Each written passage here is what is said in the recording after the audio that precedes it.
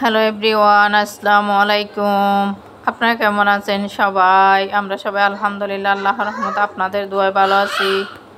আপনারা কেমন আছেন সেটা আমাকে কমেন্টে জানাতে পারেন। আজকে ছিল ছুটির দিন, আমি একটু বের হয়েছিলাম, সেখানকার কেনাকাটার একটু দৃশ্য আপনাদের সাথে শেয়ার করলাম। আর আমি কি কি কিনেছি সংসারের জন্য, কিছু প্রয়োজনীয় জিনিস কিনেছি, সেগুলো আপনাদের দেখতে হলে আজকের ভিডিওতে দেখাবো। আপনাদের দেখতে হলে পুরো ভিডিও দেখতে হবে। আর আমি রোদ দেখে কিছু কাপড় ধুতে দিয়েছিলাম, এই যে সেগুলো শুকাতে দিয়েছি আর কি। আর আজকে আমি লাল শাকের একটা রেসিপি আপনাদের সাথে শেয়ার করব। ভাতের সাথে এই রেসিপি থাকলে আর কিছুই লাগবে না, এটা দিয়ে আপনি পেট ভরে ভাত খেয়ে নিতে পারবেন। এই যে আমি লাল শাকে এই ছোটো মাছগুলো অ্যাড করবো আর কি। এখানে মাছগুলো বাছতে দিয়ে দিয়েছি আর কি, নুন লবণ মেখে। আর শাকটা এই যে কী কী উপাদান ব্যবহার করে সেটা একটু দেখিয়ে দিলাম। আমার ইয়েটা হয়ে গেছে, এবার মরিচগুলো একটু ভেজে নেব, গরম তেলের মধ্যে দিয়ে দিলাম। এই যে এখন এটা ভাজা হয়ে গেছে, এগুলো নিয়ে নিয়েছি। এখন এই যে পেঁয়াজ আর ইয়েটা আমি ভেজে নিচ্ছি। অফ ক্যামেরায় আমি মরিচটা গুঁড়ো করে নিয়েছি। আর এখন শাকগুলো দিয়ে দেব।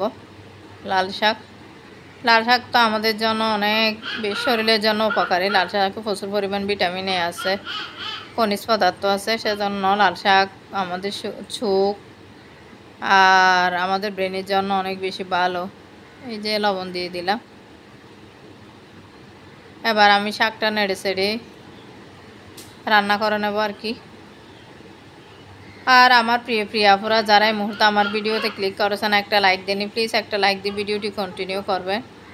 আপনাদের একটা লাইক আপনাদের জন্য প্রয়োজনীয় না হলেও আমাদের জন্য অনেক বেশি প্রয়োজনীয়। আপনাদের মতো আরও অনেক দর্শকের কাছে আমার ভিডিওটা চলে যাবে। এই যে এখন আমি মরিচগুলা গুঁড়ো করা মরিচগুলা দিয়ে দিলাম। অনেক বেশি মজা হয়, আপনারা একবার হলেও এভাবে খেয়ে দেখবেন।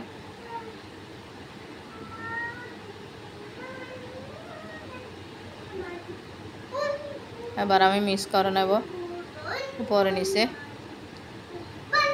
আর আমার প্রিয় আপুরা আজকে কে কী দিয়ে ভাত খেয়েছেন সেটা আমাকে কমেন্টে জানাতে পারেন।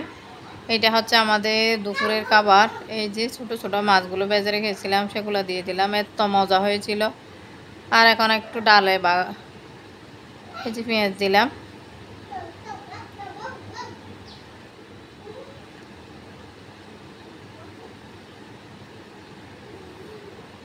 যে আমি এটা বিস্তারিত শেয়ার করছি না। এটা হচ্ছে তেলাপিয়া মাছের, আমড়া দিয়ে তেলাপিয়া মাছের টক। আমার এখন টক খাবার অনেক বেশি ভালো লাগে। এই যে আমড়া, এগুলো মাছ যখন আনছিল, এগুলো আমার শ্বশুরবাড়ির পুকুরের মাছ। এই মাছগুলো যখন দেখেছি তখনই আমার মেয়েকে আমি বাজারে পাঠিয়ে আমড়াগুলো নিয়ে আসছি আর কি। আমড়া দিয়ে রান্না করছিলাম, এত বেশি মজা, মানে আমড়া দিয়ে বোনা করছিলাম আর কি।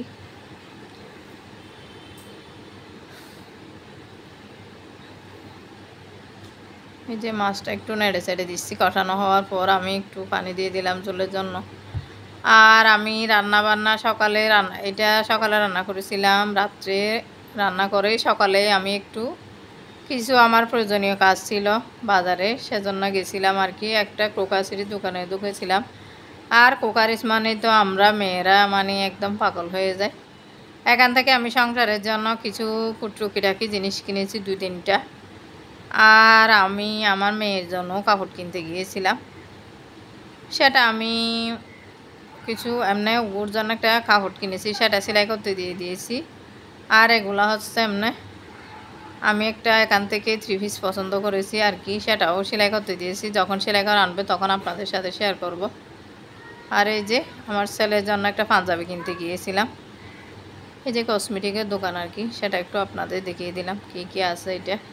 এগুলো হচ্ছে আমাদের পেকুয়ার মার্কেট আর কি।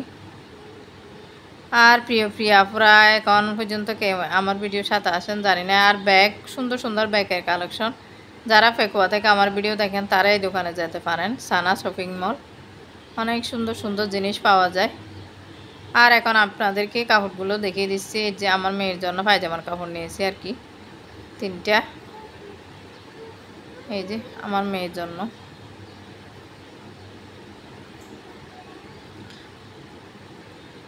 আর আমি কিছু সংসারের জন্য জিনিস কিনেছি। আর এটা হচ্ছে একটা বাটি আর কি, কোনো একটা কিছু জিনিস রান্না করলে আমি নর্মাল ফ্রিজে রাখতে পারবো এরকম। আর এটা একটা ছোটো বয়াম নিয়েছি। আর একটা কাছের জিনিস, আমি আমার সংসার থেকে প্লাস্টিকের জিনিসগুলো একটু সরিয়ে ফেলতে চাচ্ছি আর কি। মরিচের রাখার জন্য আমার ডিব্বা ছিল, আগে প্লাস্টিকের ইয়ের মধ্যে মরিচ রাখতাম।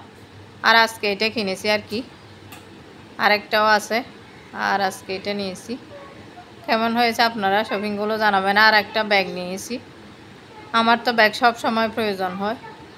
ব্যাগটা কেমন হয়েছে জানাবেন। অনেক বেশি স্পেস আছে, এই যে চেইনগুলো অনেক মজবুত। আপনারা যদি ভিডিও রিলেটেড এই যে আমি কোনো মানে এগুলো যদি দাম জানতে চান তাহলে আমাকে কমেন্টে জানাবেন। এরপর আমি একটু মুরগি রান্না করেছিলাম বাচ্চাদের জন্য। না সরি, এটা মুরগি না, এটা মনে হয় ডাল বাগার দিচ্ছিলাম মনে হয়, আমি ভুলে গেছি। এটা কালকের ভিডিওতে মনে নাই যে ডালে বাগার দিচ্ছিলাম। আর আমার প্রিয় আপুরা, যেহেতু আমি লাইফস্টাইলমূলক ভিডিও করি সেজন্য একটু একটু স্যুট করে নিয়ে রাখি আর কি। আর বাচ্চারা বলছিল যে পেঁয়াজও খাবে, সেজন্য আমি 3 রকমের ডাল একটা ভিজিয়ে দিয়েছি আর কি।